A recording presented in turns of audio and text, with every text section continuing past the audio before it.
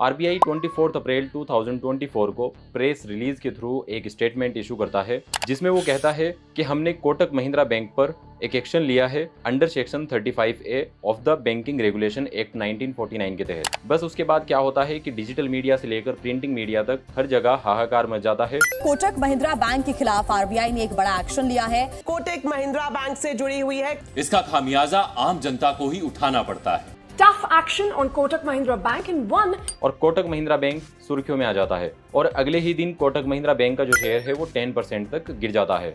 और ऐसा हो भी क्यों ना, आरबीआई जिसको सभी बैंकों का गॉडफादर कहा जाता है, अगर वो किसी भी बैंक को लेकर कोई स्टेटमेंट इशू कर देता है तो उस बैंक की हवा तो निकल ही जाती है। इससे पहले चाहे येस बैंक हो या फिर पेटीएम पेमेंट बैंक हो, उनके साथ क्या हुआ ये तो हम सभी देख चुके हैं। तो आरबीआई की तरफ से वो क्या रिस्ट्रिक्शन है जो कोटक महिंद्रा बैंक पर लगाई गई है, ऐसी कौन सी बड़ी कमियां कोटक महिंद्रा बैंक में पाई गई जिसकी वजह से आरबीआई को ये कदम उठाना पड़ा। और इन रिस्ट्रिक्शंस के बाद में कोटक महिंद्रा बैंक के जो करंट कस्टमर्स हैं, चाहे वो क्रेडिट कार्ड के कस्टमर्स हो, चाहे वो सेविंग्स अकाउंट या फिर करंट अकाउंट के कस्टमर हो, उन पर किसी तरह का कोई इफेक्ट तो नहीं पड़ेगा। और अगर इफेक्ट पड़ेगा तो किस तरह का इफेक्ट पड़ेगा। और साथ ही मैं आपके साथ में अपना पर्सनल ओपिनियन और पर्सनल एक्सपीरियंस भी शेयर करूंगा। मैं 2018 से कोटक महिंद्रा बैंक का कस्टमर हूं, काफी सालों से क्रेडिट कार्ड और सेविंग अकाउंट और साथ में करंट अकाउंट भी यूज कर रहा हूं। तो मेरा कैसा एक्सपीरियंस है वो भी मैं आप लोगों के साथ शेयर करूंगा। तो चलिए शुरू करते हैं।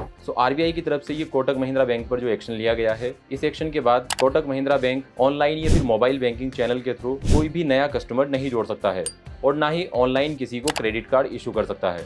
अभी के लिए आरबीआई की तरफ से नए सेविंग अकाउंट्स या फिर क्रेडिट कार्ड इशू करने पर रोक लगा दी गई है। अभी कुछ टाइम में आपने जो है कोटक महिंद्रा बैंक का एड भी देखा होगा। ये एड काफ़ी ज़्यादा चल रहा था और ऑनलाइन जो है अकाउंट्स भी काफ़ी खोले जा रहे थे। लेकिन आरबीआई के सेक्शन के बाद अब कोई भी नए अकाउंट ऑनलाइन नहीं खुल पाएंगे, जिससे कोटक महिंद्रा बैंक को डायरेक्ट काफ़ी ज़्यादा लॉस होने वाला है और ये कोटक महिंद्रा बैंक के बिजनेस को डायरेक्ट इम्पैक्ट करेगा। और इन नुकसान के साथ साथ में एक और बहुत बड़ा नुकसान भी होने वाला है, जो है ट्रस्ट का। जो आज तक कोटक महिंद्रा बैंक ने लोगों के साथ में जो ट्रस्ट बनाया है, उस पर भी काफ़ी ज़्यादा असर पड़ने वाला है इस आरबीआई के एक्शन के बाद में। क्योंकि लोगों में जो है एक डर बन जाता है, जैसे कि पहले येस बैंक के साथ हुआ, उसके बाद पेटीएम पेमेंट बैंक के साथ हुआ। तो जो भी एग्जिस्टिंग कस्टमर्स है उनको कहीं ना कहीं एक डर लगने लगता है कि कहीं आगे चल के कोई और प्रॉब्लम तो नहीं होगी। और आरबीआई की तरफ से इसमें कोई भी टाइम नहीं दिया गया है कि ये रिस्ट्रिक्शंस कब तक रहने वाली है। इसमें 1 महीना, 6 महीने या फिर 1 साल भी लग सकता है। तो चलिए बात कर लेते हैं कि ये किस तरह की रिस्ट्रिक्शंस लगी हैं और ये क्यों लगी हैं। आरबीआई को वो क्या मेजर इश्यूज दिखे जिसकी वजह से ये एक्शन लेना पड़ा। तो ये जो प्रॉब्लम है पिछले 2 सालों से चल रही थी।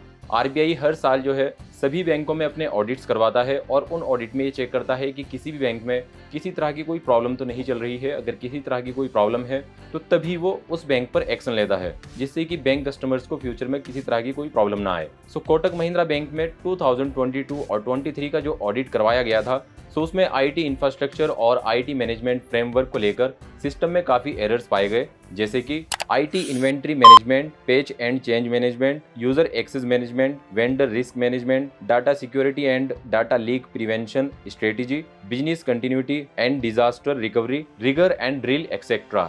इस तरह के आईटी से रिलेटेड सिस्टम में काफ़ी सारे एरर्स पाए गए और इन्हीं की वजह से कोर बैंकिंग सिस्टम्स में भी काफ़ी प्रॉब्लम्स कस्टमर्स को देखने को मिल रही थी। Core banking system basically online and digital banking channels है। आप जो इंटरनेट बैंकिंग और मोबाइल बैंकिंग यूज़ करते हैं और आप जो भी ऑनलाइन ट्रांजेक्शन्स करते हैं, उसमें कुछ सालों से कस्टमर्स को काफ़ी प्रॉब्लम्स देखने को मिल रही थी और उसको लेकर आरबीआई के पास हमेशा कस्टमर्स की जो है कंप्लेंट्स आती रहती थी। और कोर बैंकिंग सिस्टम में 15 अप्रैल 2024 को एक बहुत बड़ा फिर एरर देखने को मिलता है, जिसकी वजह से पूरा बैंकिंग सिस्टम्स ही जो है करप्ट हो जाता है और काफ़ी टाइम के लिए काफ़ी सारी सर्विसेज जो है बंद हो जाती है, जिसकी वजह से कस्टमर्स को काफ़ी प्रॉब्लम होती है। 15 अप्रैल के बाद आरबीआई के पास बहुत सारी कंप्लेंट्स जाती है, जिसकी वजह से फिर आरबीआई को कोटक महिंद्रा बैंक पर ये एक्शन लेना पड़ता है।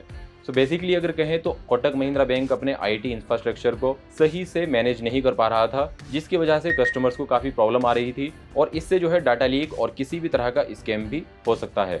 अब बात कर लेते हैं कि जो कोटक महिंद्रा बैंक के एग्जिस्टिंग कस्टमर्स है उन पर किसी तरह का कोई इफेक्ट तो नहीं पड़ेगा। तो देखिए, अगर आप कोटक महिंद्रा बैंक के एग्जिस्टिंग कस्टमर हैं, चाहे आपके पास क्रेडिट कार्ड हो या फिर आपके पास कोई सेविंग्स अकाउंट हो, तो आप उसको कंटिन्यू रख सकते हैं। आपको किसी भी तरह की अभी कोई प्रॉब्लम देखने को नहीं मिलेगी। आप अपनी सभी ट्रांजेक्शन्स कर सकते हैं, आप क्रेडिट कार्ड को यूज़ कर सकते हैं, अपने बैंक अकाउंट को यूज़ कर सकते हैं, आपको कोई प्रॉब्लम नहीं आएगी। लेकिन अगर आप ऑनलाइन अकाउंट ओपन करना चाहते हैं या क्रेडिट कार्ड अप्लाई करना चाहते हैं तो वो आप अभी के लिए नहीं कर पाएंगे। सो कोटक महिंद्रा बैंक अब अपने इन पॉलिसी इशूज़ को पहले सही करेगा, इसके बाद फिर आरबीआई की तरफ से एक एक्सटर्नल ऑडिट करवाया जाएगा और उस ऑडिट में अगर सब कुछ सही पाया जाता है तो उसके बाद जो भी रिस्ट्रिक्शंस लगी है वो आरबीआई की तरफ से हटा दी जाएगी। लेकिन अभी इसमें कुछ भी नहीं कहा जा सकता है कि इसमें कितना टाइम लगेगा। इसमें 1 महीना भी लग सकता है, 6 महीने भी लग सकते हैं और 1 साल भी लग सकता है। तो यही है आरबीआई और कोटक महिंद्रा बैंक का जो अभी तक का इशू है। उम्मीद करता हूं कि आपको अच्छे से समझ में आ गया होगा। सो अब मैं आपको बताने वाला हूं मेरा खुद का एक्सपीरियंस कैसा रहा है। जैसा कि मैंने आपको शुरू में बताया कि मैं कोटक महिंद्रा बैंक को काफ़ी टाइम से यूज़ कर रहा हूं, बल्कि काफ़ी सालों से यूज़ कर रहा हूं। कोटक महिंद्रा बैंक का मेरे पास क्रेडिट कार्ड भी है, सेविंग अकाउंट भी है और करेंट अकाउंट भी है। तो मेरा जो एक्सपीरियंस है वो काफ़ी अच्छा रहा है। अभी तक मुझे कोई ऐसी बहुत ज़्यादा प्रॉब्लम देखने को नहीं मिली, चाहे mobile banking, internet banking, credit card transactions या फिर यूपीआई ट्रांजेक्शन्स, इनमें मुझे कोई भी ऐसी बड़ी प्रॉब्लम अभी तक देखने को नहीं मिली।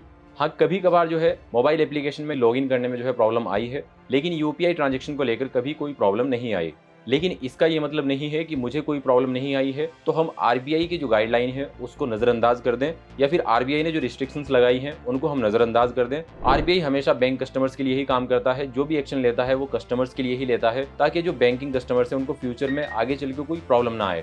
तो आज की इस वीडियो में इतना ही था। अगर आप कोटक महिंद्रा बैंक के एग्जिस्टिंग कस्टमर हैं या फिर आप कोटक महिंद्रा बैंक के साथ जुड़ना चाहते हैं तो उम्मीद करता हूँ कि आपके सभी जो डाउट्स है वो क्लियर हो गए होंगे। फिर भी अगर आपका कोई डाउट है तो आप कमेंट करके पूछ सकते हैं। सो अगर आपको वीडियो पसंद आई है तो वीडियो को लाइक, शेयर और चैनल को सब्सक्राइब जरूर करें। So see you in the next video. Till then take care, keep smiling and have fun.